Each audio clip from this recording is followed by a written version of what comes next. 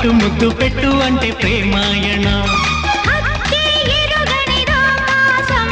పొద్దే ఎరుగని అనురాగం కట్టే కొట్టే తెచ్చే అంటే రామాయణ